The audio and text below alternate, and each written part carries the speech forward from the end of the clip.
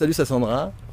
Merci de répondre à ma petite interview sur le pouce. Salut Christophe, bah écoute, je t'en prie. Je te présente mes copains qui sont dans la boîte là.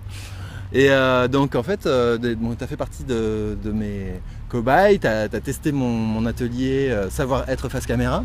Donc je voulais savoir, bien écoute, c'était quoi ton ambition? Qu'est-ce que tu voulais faire avec de la vidéo sur internet?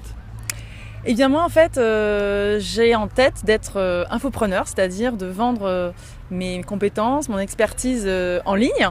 Et donc ça passe forcément par le fait de faire des vidéos. Voilà, donc je n'étais pas forcément très à l'aise avec ça. En fait, j'avais du mal à me mettre dans la lumière.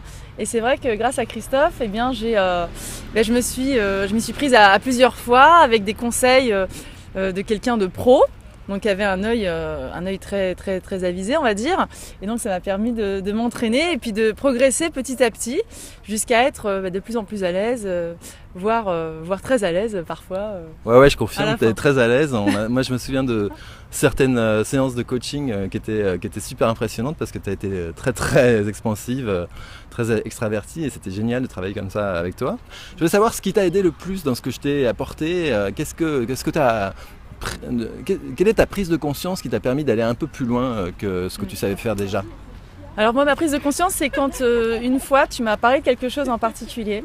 Tu m'as parlé de quelqu'un avec qui tu avais collaboré, qui était un ami. Tu m'as parlé de David Servan-Schreiber. Et tu m'as parlé, donc qui a créé entre autres le magazine Psychologie. Et tu m'as expliqué que quand il donnait des conférences, eh bien il vivait vraiment ce qu'il disait. Il était vraiment dans le ressenti, dans la vivance de ce qu'il partageait. Et que c'est ce qui faisait que l'émotion passait. Et donc j'ai vraiment pris conscience de l'importance de vivre ce qu'on dit en fait. Et de pas être focalisé sur la forme, ce que les autres vont penser, mais d'être vraiment dans le ressenti de ce qu'on communique, de ce qu'on donne à l'extérieur en fait. Merci de me rappeler ces bons moments avec David. Là, ça me fait des frissons partout quand tu m'en reparles parce que David, c'était un ami. Et c'est aussi pour moi quelqu'un qui m'a appris plein de choses.